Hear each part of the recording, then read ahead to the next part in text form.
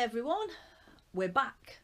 I thought I should have really done this video last night, but I was so tired and I was trying to get some of the footage uploaded, and I kind of rushed the last video, and there's bits and bobs in it that I wish I'd have put in.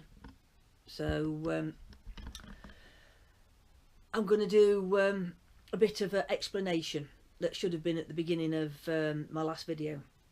So for those of you that don't know what a Canicross Midlands weekend is, the Easter weekend is the final weekend of the winter series of events.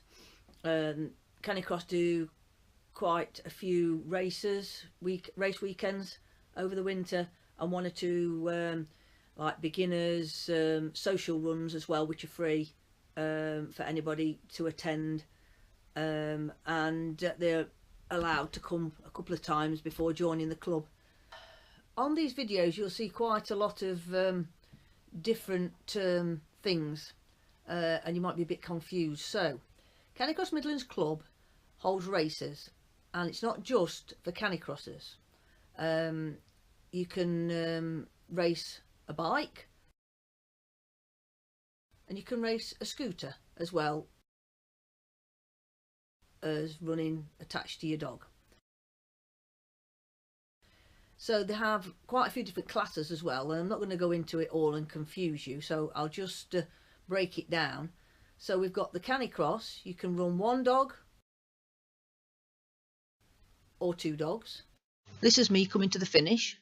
You've got the bike jaw. You can run one dog or two dogs.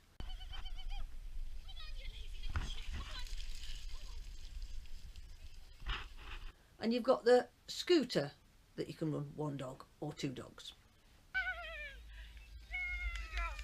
And then you've got the junior section, and they can do any of these activities, and they have different age group categories. Most of the racers are split into male and female, except for we have a novice section, and that you just put everybody goes in that. As it's grown, we're now starting to split it into male and female, and the single dog into age groupers, so you can have veteran males and veteran females, and to make it better for the older people. And we do have what we call odds and bods races. So we've got, like, for old dogs, injured dogs, we've got separate races for them. And now we do have different length courses as well. So if you've come out of the novice and you don't think you're good enough to go up to the 5k, there's a 3k. So it does get a little bit complicated when you book in. You've got that many choices of what you want, but for the point of this video, it's not too difficult to understand if you understand that you've got runners, bikers and scooter, and the youngsters as well in. We have got an under 8 group category for the youngsters as well, and we have got a little one, and I think she's only somewhere around about 4 or 5, and she runs and does really well. The young ones don't run big distances, so they've got really short courses for the young ones, and under a certain age you have to run with your parent. Well, don't have to be a parent, but you have to run with somebody with you, and under a certain age you have to have them attached to the dog as well.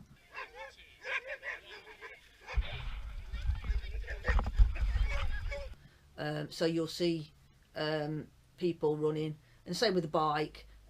You'll sometimes see another adult biker go out behind a junior biker, just to keep an eye on them, just in case anything happens.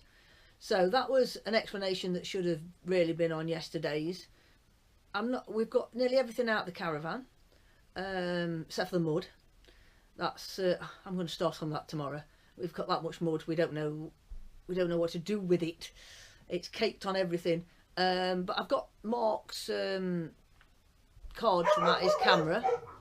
That's somebody out the door again. I can't get no peace, can I? So anyway, I've got Mark's photographs.